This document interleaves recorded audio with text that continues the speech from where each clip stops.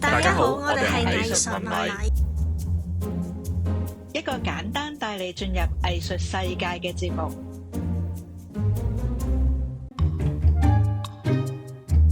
我哋想多謝我哋嘅善長 Tina 同埋阿 Jo， 咁我哋下集嘅器材咧就可以提升咗啦。多謝。我哋今集喺戶外錄嘅，個聲音係有啲車聲喺後邊啦，大家包容下。歡迎嚟到第3集嘅藝術問米，我係 Rachel， 我係 Winky， 我係 Peter。好啦，我哋今日講嘅題目咧就係創作嘅實踐。係啦，咁呢個題目咧，可能好多人都會遇到啦，因為太多人想創作啦。咁但係點樣實踐或者點樣開始咧？咁我哋首先問下你哋先啦。Winky， 你點樣實踐啊？點解想創作先？應該問翻點解想創作先？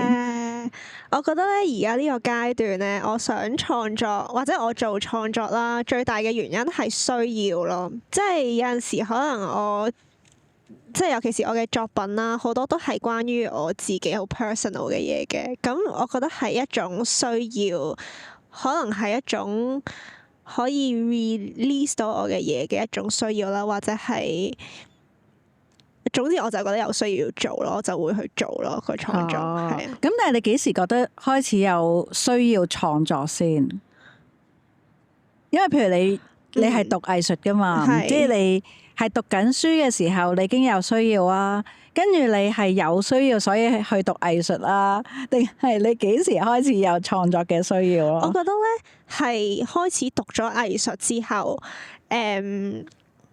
發現呢一個方式係幾可以處理到我自己嘅某一啲嘢，而去選擇喺呢個途徑去抒發。係咯，即係可能有啲人係會做運動嘅，即係可能有啲人好大壓力會做運動而處理到件事嘅。咁但係我嘅話就發現，暫時啦 discover 到嘅嘢就係創作係對於我嚟講係一個幾主要嘅途徑咯。係啦。Peter 咧，我覺得我自己點解就想創作係都係真係有分階段嘅。可能細個嗰陣時係會覺得做創作係好似回應緊自己一啲問題咁樣，或者係可能嗰陣時覺得做藝術都好似係有啲嘢發生咁樣，會令到自己人生。咁但係而家都幾唔同喎，我覺得。而家係覺得係有少少類似，但係佢又唔係好完全一樣，就係因為我可能想好多時人生係想尋求穩定多啲咯，但係有時又覺得做人唔應該喺沉默入面死去喎，唔應該咁樣白白有啲時間流逝喎，所以係有啲嘢發生咁樣去先會揀佢。所以其實而家唔係好算係真係好積極去有做創作咁樣。我見你個樣好懊惱啊！而家係點樣？唔係啊，我諗住你哋快啲問我啦。原來你想答嘅。唔係，咁我諗住每個人都講下嘛。咁好啦，我自己答啦。咁唔係我哋問你，我哋問你點解咁樣㗎？如果我哋分享咗我哋點樣想創作啦，咁你係點樣咧？你問我哋都要講嘅喎。我覺得我都同意嘅。我類似 Peter 咁樣，我覺得有階段嘅。即係你細嗰陣時咧，因為我由細到大係都中意畫畫嘅。我諗真係好細個咯，可能講緊係幼稚園跟住小學。咁其實係可能我大部分童年嘅時間咧，其實都係畫緊畫啊，即係或者係要生產啊、做勞作啊、要畫畫嘅，總之係。咁但係我諗嗰個所謂你當然冇乜創作嘅概念啦。咁但係嗰個係一個你好自發性會做嘅嘢咯。我唔會打機啊，即係我好少有其他，即係我擺明就係唔運動啦。咁所以我亦都唔係嗰啲運動要跑步嗰啲啦。咁但係我就係好自發性，就係我每日都需要畫畫啦。咁所以其實係一路都陪住我成個可能嗰個童年或者長大嘅。咁所以我諗動手或者做手工，或者做啲嘢出嚟係一路都有嘅。咁所以譬如嗰陣時就算大學畢業出嚟第一份工啦，其實都有 keep 住有一個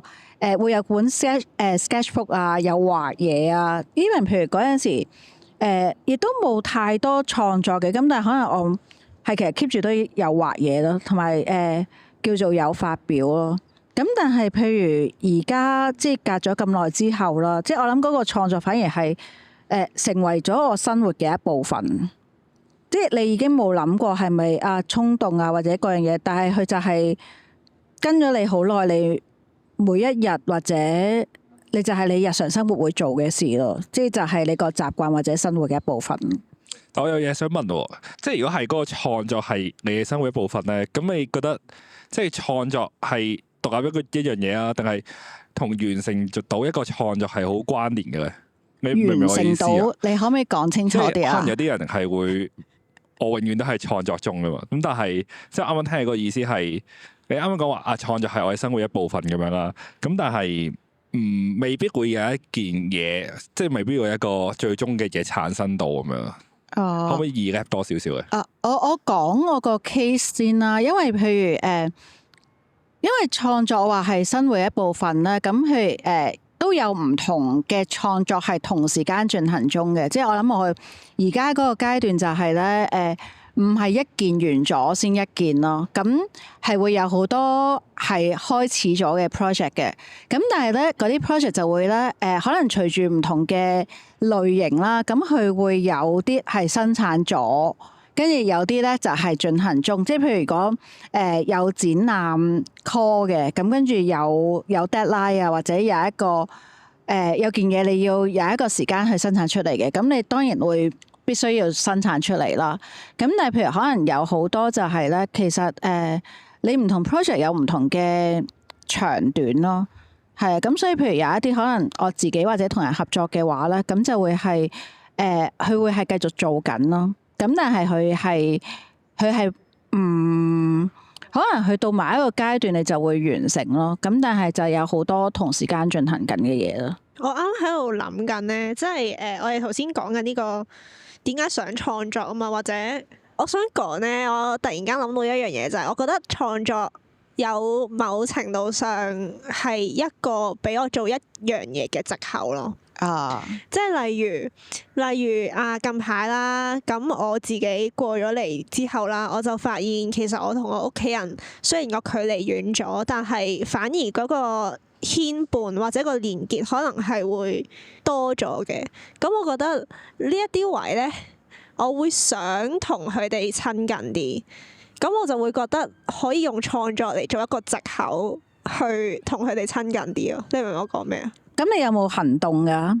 即係你頭先講嗰個創作，你話嚟到英國之後啦，即係同你屋企人即係個關係親密咗，跟住令到你有嗰個創作個想法啦。咁但係有冇執行啊？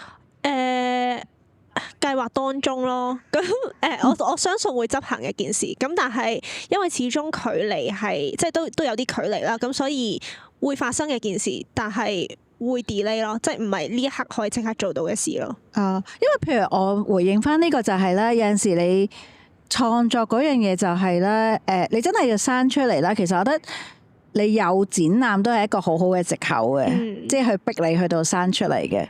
即係因為佢就係有個時間性啊嘛。咁但係如果你未有嘅話咧，咁可能其實你係ongoing你做緊好多嘢咯。咁但係可能未必已經係逼到你最後嗰個 form 出現。唔係，我覺得啱啱 Winky 講個係即係創作一個藉口，係一個我覺得突然間覺得係好擊中咗我。我覺得呢個係我從來都冇諗過係可以咁樣形容。即係啱啱我話呢個而家創作對於我其實可以唔創作㗎，只不過係因為即係唔想生活咁悶，人生唔應該咁樣就完啊嘛。咁所以我覺得都要揾啲嘢做下，咁嘅角度去切入嘅話咧，我覺得呢個係。我冇諗過可以咁樣去形容咯，我覺得係幾有趣呢件事，的確。我有陣時就會發起一啲藉口俾人咯，即係除咗話即係等即係人哋係邀請我去參加展覽啦，咁嗰個係好好嘅，我覺得每一次都係咁，即係好似頭先咁講啦，佢真係要逼你去生一件嘢出嚟啦。咁另外，因為其實我除咗自己創作之外，我都會策展噶嘛，即係譬如嚟緊5月有個展覽咯，即係我諗嗰樣嘢都係一個。好似一個契機俾大家去到創作咯，因為譬如嚟緊嗰個展覽就係關於可能一班嚟到英國嘅藝術家，跟住係點樣去消化或者整理自己嘅生活，即係而出嚟嘅一啲作品嚟嘅。咁我諗每個人都會有一啲感受嘅，咁但係你又未必會真係好好落實去做咯。係啊，咁但係就好似藉住一個你策展做一個展覽，就係等大家都有一個藉口咯。咁但係因為其實我頭先講話啊，創作對我嚟講係已經係生活嘅一部分嚟噶嘛，咁所以就會咁樣啦。咁但係譬如你問翻或者你諗翻你哋自己咧，你點樣係真係開始噶 ？Peter 點樣開始創作噶？即係除咗畫相之外，咁但係我諗其實譬如好多時好多人遇到就係得個想字啊嘛，即係冇執行啊嘛。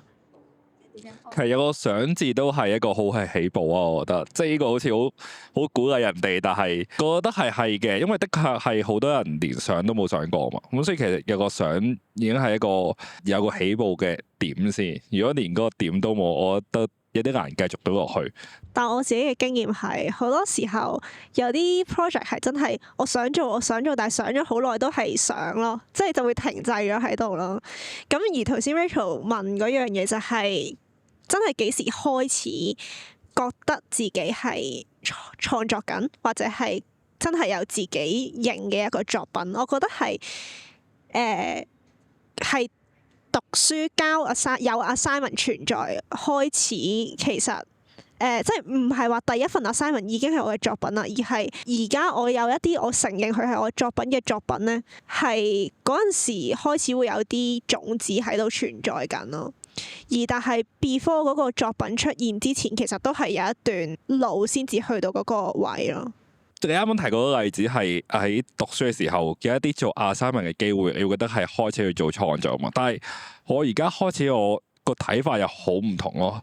嗰啲係我會視之為以前嘅一啲小習作咁樣，而唔係我嗰個創作嘅整體嘅一個開展咯。即係嗰啲可能係一啲好少每日好少嘅累積，而去變成一嚿好大嘅嘢。但係當然我有時都會攞出嚟講，但係就只不過係呢啲係一啲以前嘅小習作，而唔係我嘅真正嘅創作開始。因為我自己覺得我嘅創作係比較宏大啦，即係講起上嚟可能會講到好似好宏大咁樣。咁所以咧嗰度係可能個 approach 都好類似，但係點都會係好唔同咯。嗰件事係講嗰個讀書嗰陣時做 assignment 咧，我諗有一啲學生就會係assignment 都係佢嘅創作一部分啦。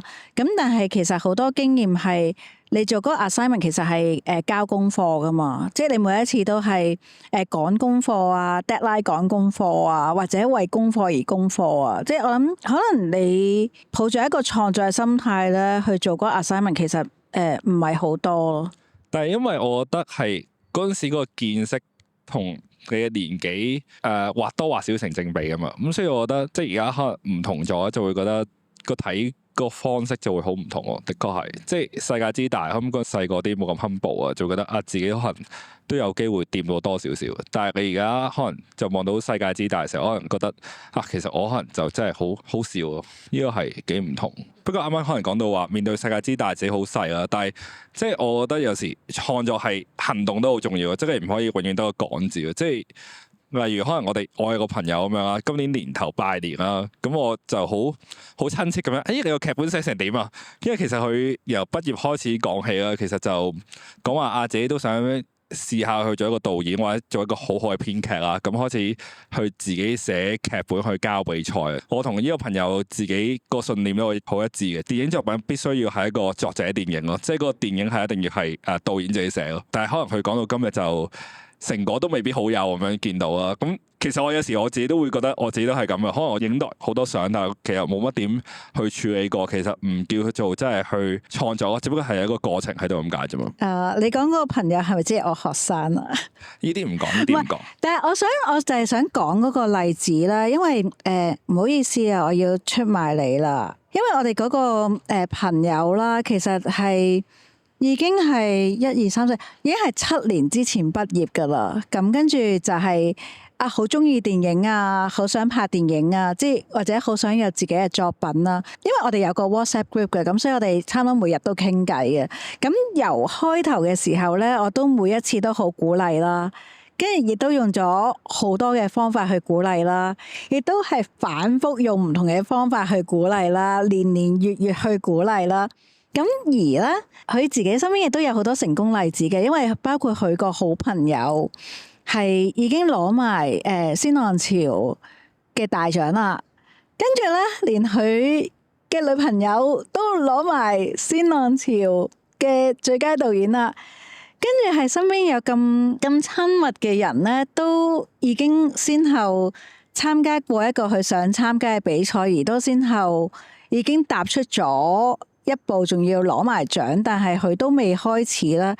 跟住仲要經歷咗即係7年啦，因為畢業之後咧，我諗係創作嗰個動力深刻都最高嘅。即係如果你畢業嘅時候承接住之前嗰4年，跟住你都去唔到嘅話咧，咁其實只會係你越嚟越難去咯。即係可能你頭1年、頭2年。即係你可能當然要有啲時間醖釀或者累積啦，咁但係到第3年嘅話咧，其實開始你個 energy 係真係 drop 緊噶啦。即係如果你頭嗰2年都仲未去，而本身你嘅工作亦都唔係相關嘅行業啦。因為譬如我覺得，如果你畢業出嚟，但係你入翻相關嘅行業，即係你都仍然浸住喺嗰個環境嘅，你都仲有嗰個土壤嘅。咁但係如果你畢業之後，其實你做一個完全唔關事嘅工作咧，其實嗰個土壤就會離開你越嚟越遠咯。咁於是其實你需要嗰個動力或者個決心咧，比你之前啱啱畢業或者你讀緊書係更加大嘅。咁所以我話到第3年已經 job 啦，咁但係佢係到第7年都未行動，都係得個講。我記得嗰陣時係新年嚟噶嘛，知 Peter 問佢嗰陣時，咁我於是咧。但係我係真心嘅，即係我唔係想 mean 佢嘅。咁我喺再講佢好似好 mean 咁樣。我喺個 group 發炮咁樣。唔係啊，唔係一句啊。我喺個 group 嗰度，我就同佢講啦。但係我係真心嘅，跟住我就係講，其實你創作係需要真係慾望同埋衝動咯，或者係創作係一個需要嚟嘅。即係你有需要，你有慾望，跟住你好想去做，咁你就有創作咯。咁但係如果你隔咗7年之後咧，都其實未儲夠嗰個慾望、需要或者衝動嘅時候，你都仲係冇咧。咁其實冇就係冇咯，即係反而覺得如果承認自己係冇會舒服啲咯。咁你就唔需要不斷好似同人交代你係創作進行中，但係其實喺度都冇咯。咁同埋其實好緊要就係你創作唔會由0至到100噶嘛。即係呢個係必須面對嘅嘢嚟嘅，即係你一定係一小步一小步一小步累積去到嗰個位噶嘛。咁所以可能有啲人係好完美主義嘅，你會 aim 到好高嘅。咁於是你以為就係冇100你唔去啦。咁但係你冇10，你冇20，冇30，你點樣累積到100啫？咁跟住我就好似係咪好唔應該啊？新年同佢講話你放棄啦，唔係我冇講佢放棄嘅，我話你放低啦。唔係你幫我打完場啫，嗰陣時係。但係覺得有時有一個幻象唔係都幾好嘛，即係我始終都會做到嘅。當然係如果佢10年都冇做到咁就另計咯。但係 keep 住有一個幻象喺度，唔會都係對佢都係好啲，起碼都會關心呢件事。但係我覺得問心有冇喐過先咯，即係生活嗰個實踐。因為其實 meanwhile 創作除咗係一個需要、一個慾望之外，其實你需要有創作嘅實踐噶嘛。即係就好似我哋今日嗰個題目咁樣，即係實踐嘅意思就係你真做咯，即係你要係真係去到做啦。咁或者你做到係要去成為你嘅生活嘅一部分。係成為你個習慣咯，即係創作係你嘅生活嚟噶，即係創作唔係同生活搣開兩樣嘢嚟噶。我認同啊，即係頭先你都有講到就係話畢咗業之後頭幾年係好緊要啦，你繼續創作，即係就好似個摩打，你嗰即係係啦，喺香港讀就係嗰4年，你個摩打啱啱先至扯到行啦。跟住然後你停咗落嚟嘅話，我都覺得如果要再 restart 咧，其實好多嘢都要再適應過啦，咁但係如果係即係我自己咁樣啦，我自己翻啦畢業咗2年啦，跟住我自己暫時啦個創作嘅習慣咧，會偏向係留意身邊發生緊啲咩事，同埋留意自己多啲而去從自己出發去創作咯。我都知大家即係可能身邊唔同嘅都有 keep 住創作嘅朋友，其實大家嗰個 subject matter 都唔同嘅，或者其實可能我而家揾到我嘅 subject matter 同我10年之後嘅 subject matter 都唔同嘅。咁但係我覺得 keep 住創作或者 keep 住做咗先，都係一個好重要嘅行為咯。係啊，因為譬如你呢一樣嘢咪講緊咧，其實如果你唔係已經係個創作嘅道路嘅時候咧，你幻想創作就係你生活以外嘅嘢嚟噶嘛？咁所以可能香港咧，尤其是即係好貴啊，即係你會為生活勞碌或者奔波啊，咁所以好多人就會覺得係啊，我先搞好我個生活，跟住我退休就有餘裕去到創作噶啦。咁你就會成日唔少人就覺得啊，好多嘢真係等退休做啦，我退休先畫畫啦，我退休先學畫畫啦，跟住我退休先創作啦。咁亦都有一部分係咁樣咯，咁但係，其實個心境都唔同咗噶啦，即係你退休嘅時候係安全感，因為安全感好重要咁樣。咁其實你唔創作，你就冇危險咯。咁你可以一路都避開創作噶。咁樣講唔知點接落去添。好啦，咁唔講呢個位啦。但係其實我覺得係可以同步進行噶，即係只要你仲有心去做。而且你係真係會做嘅，同埋你 keep 住有嗰個創作嘅思考嘅話，我覺得其實兩者係可以同時進行咯。咁但係你覺得係咪應該揾啲比賽或者係揾啲 deadline 俾自己會，即係令到呢件事可以更加進行到嘅？我覺得係啊，即係好似我又講翻我自己啦，即係我自己做創作咧，其實好多時候都係我有一個 idea 有咗好耐噶啦，但係冇一個契機俾我去真係實踐呢件事。咁但係就係去到嗰時讀大學嘅時候，就係要交功課，咁就要做啲嘢。咁做啲嘢順手拈來嘅就係你自己，即係我自己以前儲落嘅一啲想做嘅 work 咯，而嗰個交功課嗰下就係一個契機俾我去完成我嘅作品咯。咁我諗如果係用翻喺而家讀完書之後嘅狀態，就係去報比賽有個 deadline，咁你就會逼到自己做咯。咁 Peter 有冇契機嘅？你嘅創作其實唔算好有噶，真係我唔係好創作嘅。其實我最中意係其實係幫人，唔係做創作咯。其實我即係啲處去做嘅服務下人哋咁嗰啲咧係 OK 嘅。其實因為幫人冇壓力噶嘛，創作有壓力噶嘛，嗰個唔同咯就係係啊。創作有壓力咩？有面對自己壓力咯。唔算咩？但係人最終都係要面對自己喎。其實創作冇得可以冇乜壓力㗎，即係如果嗰個創作係你嘅習慣嘅時候，即係有 deadline 先有壓力啫嘛。但係我意思係嗰個創作有壓力嘅原因係，你有時都會驚你真係可能幾年冇作品㗎嘛。咁即係我比較散漫啲啦。咁我係真係會擔心會有問題。我諗緊，我思考緊，我擔心冇作品係一個點嘅狀態？擔心冇作品係點解啊？擔心冇一啲自己覺得唔錯嘅可以拎到出嚟咯。咁你其實係咪就唔需要創作啦？已經係啦，你想交功課啫嘛？唔係咁嘅，唔係咁嘅。唔係因為我真係未消化到你呢個 point。咁其實咪就係變咗可能之前同 Rachel 都有傾過，就係可能有啲人佢係想做藝術家，想做導演，想做某一啲嘢，但係而唔係想做創作咯。佢純粹係想做嗰個。係啊，所以你嗰個話擔心嗰樣嘢係咪來自身份危機咯？即係譬如我想做一個攝影師，或者我想做一個藝術家，咁但係我而家冇創作嘅，咁於是乎我就會有創作嗰種 anxiety 啊。又唔係，我都係覺得唔係做得好好嗰啲嘢，呢個先係重中之重。但係我覺得有啲時候你 embrace 自己做得唔係咁好，同埋你容許自己去做咗先，然後做得唔係咁好，然後先至再去睇下將來點樣 develop 翻你嗰一件作品，可能都係一種成長，或者都係可以係你創作嘅一部分。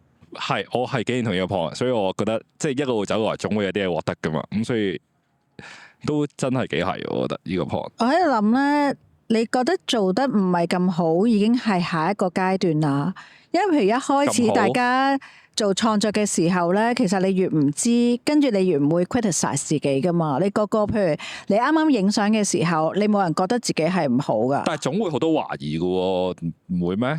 唔會啊！你開始你諗翻細個，你畫畫你唔會懷疑自己噶，你咪畫咯。你中意影相，你咪攞部相機喺條街度勁影咯，你唔會懷疑自己噶。咁你去到一個位，跟住然之後嗰樣嘢變得 serious 嘅時候，或者你睇到某一啲嘢，你覺得有一啲追求，跟住你先開始會覺得自己啲嘢未夠好嘅啫嘛。即係其實你一開始唔會知道嗰個未夠好噶。你只會覺得自己係好好嘅啫嘛。應該會越嚟越覺得自己未夠好咯，呢個係會大啲咯。最近都唔好咁講自己係攝影師。你以前會講自己係攝影師嘅？我以前會講，有乜所謂啫？但係而家就越嚟越少啦。係攝影師好容易嘅啫，買部相機就開始。我咧嗰陣時讀緊大學嘅時候啦，跟住咧有啲同學咧佢係唔知 Year 2定 Year 3咁插班入嚟嘅，咁佢會話自己係攝影師啦。咁但係嗰啲作品咧就未必話真係創作咯，我會話即係比較真係即係可能婚禮攝影嗰種嚟嘅。咁然之後就嚟咗讀我哋即係 fine art 嘅東西，咁就極大嘅唔同啦。咁即係佢都有俾我睇一啲佢以前嘅作品啦，咁樣咁，但係最尾翻out原來係即係我唔知嗰啲叫唔叫作品咯。其實都好多同學啦入嚟讀嘅時候，即係包括我自己，其實啱啱入去讀嘅時候咧，都係冇乜作品喺手嘅。Rachel 啊，你教咗咁多年書，你覺得對於一紮或者一部分啦同學係入大學讀藝術，但係完全冇任何 portfolio 呢樣嘢，你有咩睇法咧？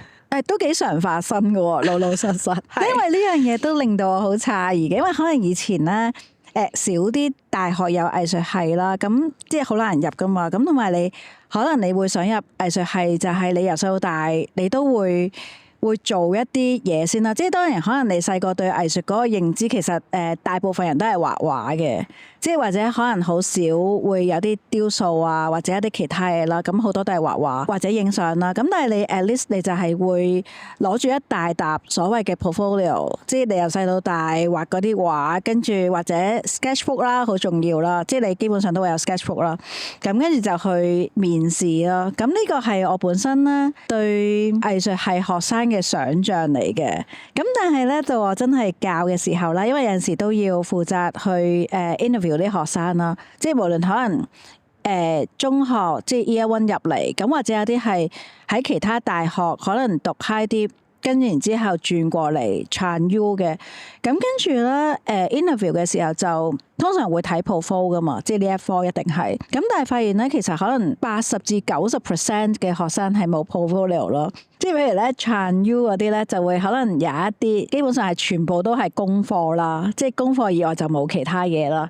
咁但係仲要可能係功課都唔係自己個人嘅 project 咯，即係可能係一啲group project，佢係其中一個角色嘅，咁就係佢就攞咗嗰個已經係當自己個 portfolio 咯。大學面試啦，即係想入 Year 1嘅話咧，哇更加少之又少咯。即係可能因為我哋嗰科攝影噶嘛，咁可能大家有影過下啲相啦，咁但係真係正正經經嘅相其實都唔係好多咯。因為譬如我都有聽過咧，原來喺而家係幾 common 㗎，即係可能有啲朋友過嚟可能英國讀大學，咁無論可能讀master 啦，或者係讀undergrad 啦，跟住咧原來佢只不過係想讀藝術系咯，咁但係唔知咩原因啦，但係佢係想讀藝術系，但係平時就係冇乜創作嘅實踐啦，咁所以係冇乜作品嘅。即係冇乜畫嘢，冇乜影嘢，做任何嘢都係冇乜，係真係唔多嘅。咁佢純粹好想讀，咁於是咧even 係衍生一個生意㗎。咁就有啲人我聽講啦，就係幫人去到做 portfolio 咯。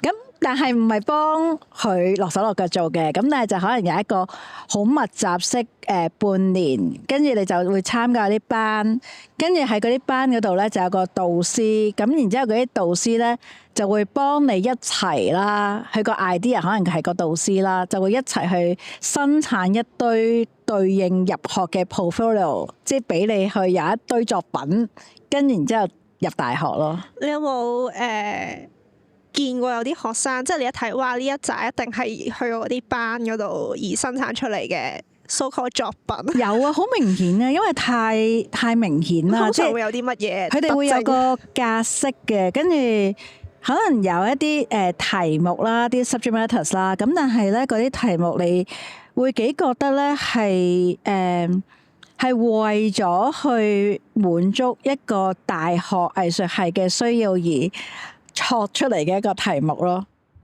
例如有啲咩啊？我想知哇，喎。唔好講到呢啲啦。探討自己啊，定係有啲咩啊？我而家仲有啲咩好 topic 啊？覺得係 feminism 嗰啲咯，而唔係家咪唔係？喂，我覺得呢啲都太進階啦，梗係 identity 未有呢啲。咁但係 family 因為其實我覺得咧，如果你可能你冇參加過啲 portfolio 班咧，其實你未必細個知道有一樣嘢叫 subject matters 噶嘛。即係可能就係不斷做啊，不斷畫啊，跟住你有邊啲有興趣啊，咁你會做多啲啊。咁但係就唔係已經好似一個大學嗰個系統咧。你有個 subject matters，跟住有個 concern，有個 research，跟住你有嗰啲 methodology 咯。咁但係譬如你睇嗰啲 portfolio 咧，就有呢啲嘢嘅。咁跟住咧就有嗰啲 sketch 啦，跟住對應啦，咁然之後中間就有啲 research 啦，跟住咧就會有一個咧可能 exhibition 咧嘅一個outline 啊。如果係 exhibit 嘅時候，你就會點樣去做嗰個作品出嚟啦。跟住但係成件事咧，其實你睇翻個內容咧就好虛假嘅，即係可能一就係嗰啲嘢，其實大學先教啦。suppose 咁你只不過係之前嘅你自己有足夠嘅你平時嘅習慣而衍生出嚟嘅作品，其實就夠咯。咁但係通常譬如嗰啲 portfolio 咧，就係可能得2個 project 嘅啫，即係或者3個 project 嘅。咁但係嗰個 project 以外咧，我唔會睇到你帶住幾本 sketchbook 過嚟嘅，即係我會寧願你帶住幾本 sketchbook 啦，因為譬如一本你都講緊100幾十頁噶嘛，即係我先會睇到你嗰個日常咯。咁但係嗰啲 portfolio 就擺明俾錢揾人做咯。咁佢應該聰明啲，做多幾本 sketchbook 就會係佢應該聰明啲，就係要作多幾本 sketchbook， 或者啲 sketchbook 係 collage 咯，咁你就唔使畫咁多。可能嚟緊會有呢個新嘅方向，嗰扎教人點樣做 profile 嘅商家。嗰啲商機嚟㗎，嗰啲其實可能好耐㗎啦，係我一路都唔知㗎咋，好耐㗎啦，可能應該係。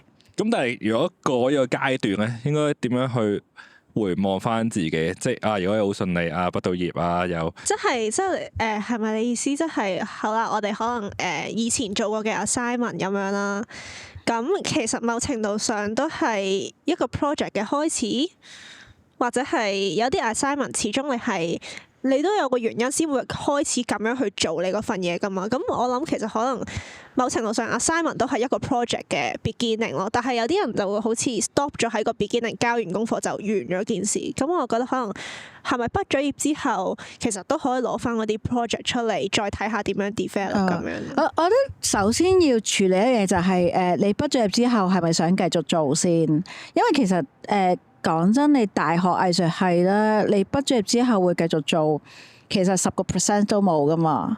咁但係如果而家講係會想繼續做嘅話啦，咁應該係你 final year 你經歷過用1年時間去做個 final year project 咧，其實嗰個先係比較完整地你經歷咗一次創作嗰個 cycle 咯。係因為平時嗰啲assignment 太短啦，即係一個 semester 得嗰14個星期，跟住中間有幾個 assignment 要做。咁譬如你哋 photography 嗰啲學生咪3日之前或者係2日之前先作出嚟 present 之前先至印好啲相。係咩？同埋 present 嗰招先諗啊！即係因為太明顯睇到啦，即係你哋嗰啲唔係所有同學嘅，咁但係可能大部分人早2個星期已經好似好叻咁樣，咁但係好多都好 deadline 啦，即係當然係咁，所以係一個交功課嘅想像去到發生啦嗰啲事。咁而即係可能講緊你真係經歷過一個 final year project，我覺得嗰樣嘢係好嘅，因為基本上你最少都用半年先啦，咁跟住去咪一個作品出嚟啦，咁同埋都真係要實實正正你喺個 grad show 度擺，咁嗰件事係你嘅。好多時我都會講啦，你讀藝術系畢業先係開始咯，即係你應該自己都會感受到嘅，即係畢業先係開始。咁於是可能講緊你下一個階段就係咧，你畢咗業之後，你想唔想繼續做落去啊嘛？即係無論你係你要返個正職，咁但係你有繼續嗰個創作，你其實繼續有 keep 住做嘅，定係你真係 so call 呢個 terms 唔係好好啦，叫做全職藝術家，你真係要瞓身去做創作啦。咁嗰樣嘢先啦。咁但係其實嗰個先係考功夫咯。你開始可能做嘅嘢就係咧，你要開始去一你真係要做先啦，咁二你慢慢去 pick up 一個創作嘅節奏啊嘛。係啊，即係創作嘅節奏係好緊要噶嘛，即係你嗰個節奏就係你如果唔使返學之後，你嗰個生活加埋創作，可能你要返工，即係生活上面有好多其他嘅事情嘅，即係你點樣去令到 pick up 嗰個節奏而創作係你生活嘅一部分咯。嗯，係啊，即係而唔係夾硬，可能某一啲位就係擠啲時間出嚟做創作咯，而係你要好似譬如 Winky 頭先咁樣講啦，即係你開行咗個摩打之後，個摩打點樣繼續運作，而運作到個摩打，佢自己都會 auto run 啊嘛，即係嗰件事係重要。咦係喎，咁 Peter 你有冇一啲作品咧係即係你可能好耐之前你已經開始咗啊，或者可能你已經拍咗啲嘢，因為你係即係做攝影嗰類啦。佢唔認自己係攝影師㗎。哦，做攝影啫，唔一定係攝影以師嘅。攝影作為創作嘅媒介，我哋官方嘅説法係好呢個好係啊。咁有冇啲project 啊係開始咗，但係擱置咗好耐都未處理咧？即係去到而家都，或者係打算開始慢慢執翻起咧？都有好多㗎，呢啲就即係開個頭啊，冇一個尾咁樣嗰啲都多㗎。因為我嗰個 file system 係咁樣分嘅，有一個 folder 嘅 ongoing 啦，就好多嘢嘅裏邊，有幾廿 G 嘅，有幾 T 嘅，有一個 folder 要登咯。燈就空嘅，空白嘅。咁又冇咁誇張，但係個比例就比較疏啲咯。OK，即係9:1咁樣咯。咁但係你覺得係都有啊嗰個難處喺邊度啊？即係其實而家譬如講緊啦啊，讀緊書永遠都係好易噶嘛，因為你點樣都要交功課噶嘛，咁係畢唔到業噶嘛。咁所以就算你 deadline 都係一個 deadline fighter，你 fight 你都係會有一嚿嘢出嚟啊。咁但係其實最難就係你冇 deadline，冇觀眾，冇嘢要逼你做嘅時候，咁你有咩動力或者你點樣去令到自己係有嗰個創作，或者你真係要做到作品咯？我覺得嗰個係關乎自律嘅問題咯，即係我覺得用嘅字就係節奏咯，即係你生活嘅節奏咯。我就會講話啊，你有幾 discipline 去做呢件事咯。但係嗰個 discipline 係來自乜嘢㗎？你覺得係點解你需要嗰個 discipline， 或者你覺得要俾個咁嘅 discipline 自己啊？我覺得佢冇創作唔會死㗎嘛，即係你冇。其實好多人唔會創作，就係因為你冇創作，你唔會死㗎嘛，你唔會死人㗎嘛。佢可以喺你個生命裏邊冇㗎嘛。咁樣唔係好 fit 到我，我覺得係因為即係我早排啦，我突然間哇好好啊，生活邁向一片光明啊！即係嗰啲哇幾好啊！即係夜晚啊8點幾應該就會自己睇下書啊！呢個件事喺我咁多年嚟冇發生過，跟住就10點零11點就去瞓啦。呢咁樣啊7點幾6-7點起身跑個步先，之後就開始埋位做下嘢啊！咁呢件事大概維持咗2個星期到啦。咁之後就完咗。但係點解會完啊？你覺得咁好嘅話，我都墮落更加好，唔係啊，即係墮落更開心，越快樂越墮落。我都唔知點解會完咗我嘅生活，但係早2個禮拜就完咗。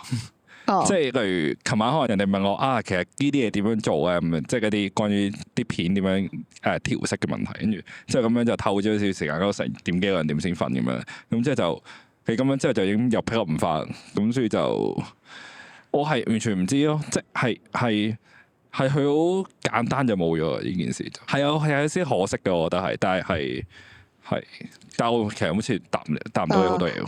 唔使答啊！但係你覺得譬如你畢業啦到而家啦，其實講真作品唔係好多噶嘛。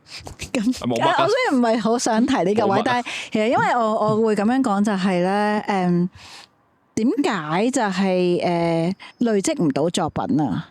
即係累積唔到作品嗰樣嘢，就係我講翻你日常生活嗰個創作嗰個動力，要生到啲嘢出嚟嗰一樣嘢，點解會未夠而未累積到一定嘅作品？因為其實作品係用時間去到累積噶嘛，咁你有時間就有作品啦。咁但係其實可能深刻，我唔係淨係你呢個 point 嘅，即係唔係淨係針對你嘅。咁而好多人咧，就係可能佢不斷會話俾人聽，佢係創作緊咯。咁但係當然有一啲嘢有生到出嚟啦。咁但係好多時你去睇翻佢嘅時候咧，其實佢係冇乜作品嘅。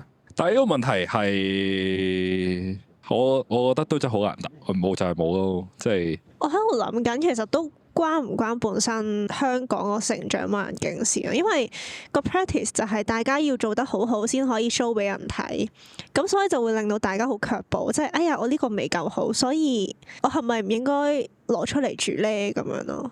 我唔知關唔關事，但係我覺得有咁樣嘅趨向。但係唔攞出嚟住啦，咁但係有冇先？即係你唔攞出嚟住，同埋有冇係兩樣嘢嚟噶嘛 Winky 個水泡幾好，係都幾係。因為我遇到冇作品嘅人實在太多啦。但係我明嘅，咁但係即係好似我自己都會係。有陣時做劇場嘅嘢都會係咁啦，即係好似哎呀我呢份本寫得唔好，咁我就唔俾人做啦咁樣，咁即係會有一種我寫嘢都唔會寫得好噶啦，咁我唔寫，或者係我而家呢一個 point 我畫畫畫得唔靚，咁我唔畫住啦。即係可能會有呢啲 hesitation，唔畫住，但係就係停咗，定係即係令到嗰個生產就停咗，定係你只不過唔俾人睇咯？即係好似翻返去頭先嗰位，我覺得係個生產停咗，但係個原因就好似係我唔畫2-3年之後，我吸收多啲其他嘢咧，就會好自然有啲更加好嘅嘢出咗嚟㗎啦。咁但係其實呢件事係唔會發生。應該係隻手會廢咗咯，摩打停咗啦，應該會再好生硬咯。你要用翻1年時間去 train 翻隻手。呢啲都係啲好好嘅藉口，100分。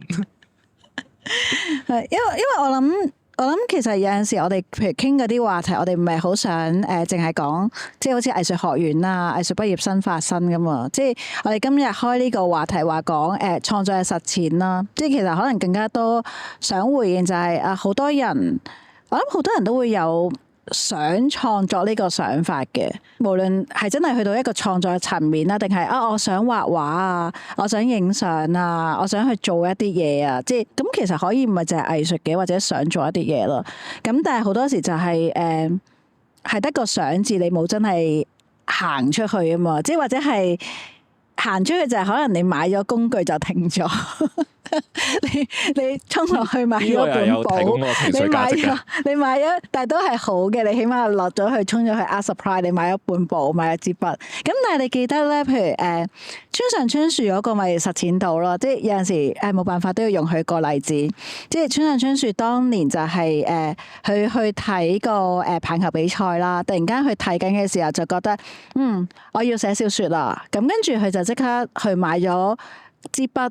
跟住買咗啲紙，咁跟住佢就即刻開始寫噶嘛，即係就寫咗《聽風的歌》。咁佢唔知自己會成為一個小說家啦，即係往後嘅人生。咁但係佢嗰個就係首先消費先啦，你要買咗，因為你就要付出咗一啲成本啦。咁但係佢唔係淨係買咗咯，佢係真係寫，而係唔係寫咗2版就完咯。佢真係寫咗一個《聽風的歌》咁。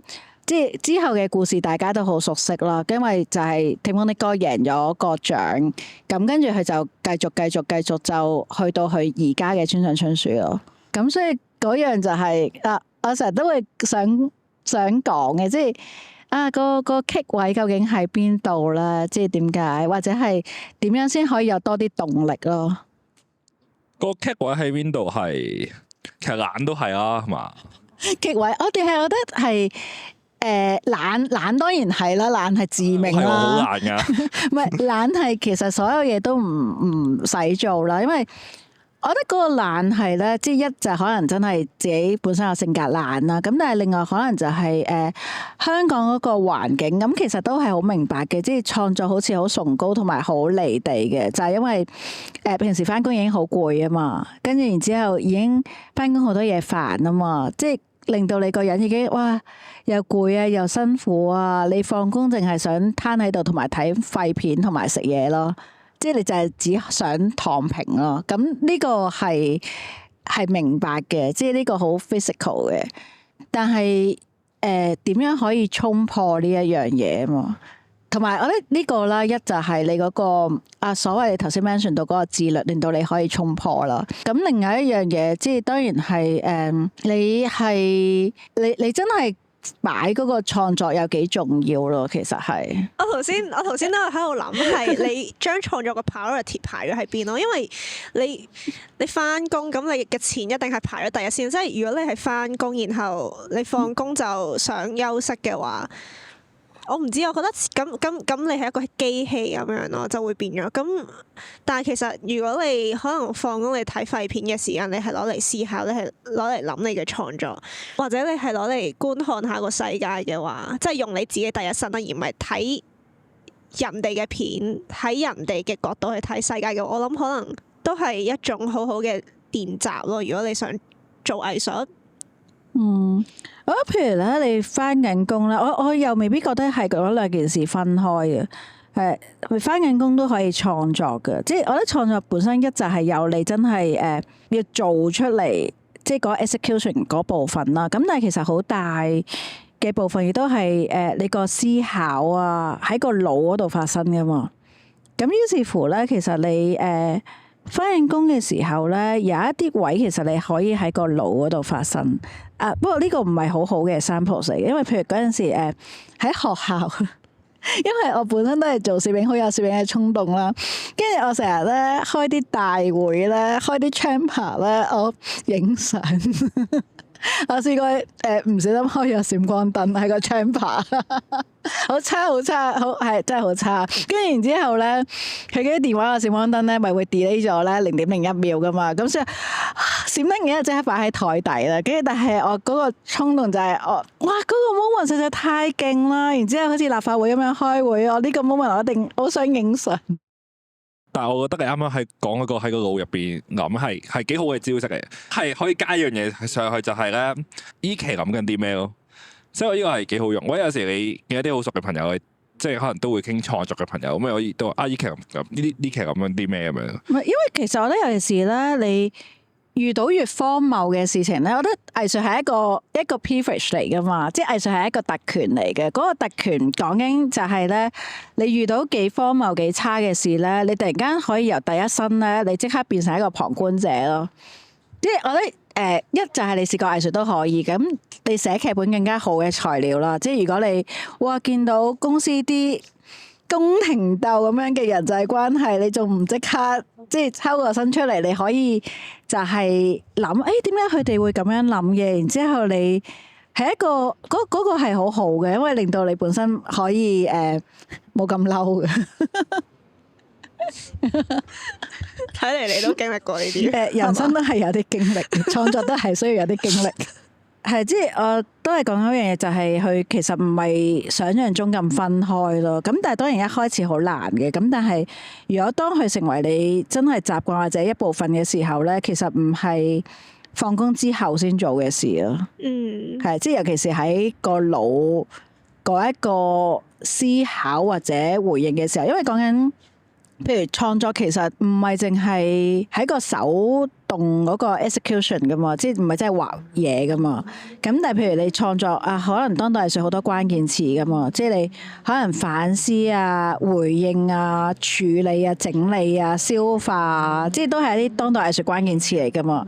咁所以就係講緊你其實創作係有好多呢啲嘅部分，而唔係你真係攞個相機去影相，你攞支筆去畫畫嗰一個好 physical 嗰部分。好啊，咁我哋今日呢個創作嘅實踐就差唔多啦，我哋下集再見啊，再聽啊。好啊，咁就完啦。好啦，拜拜。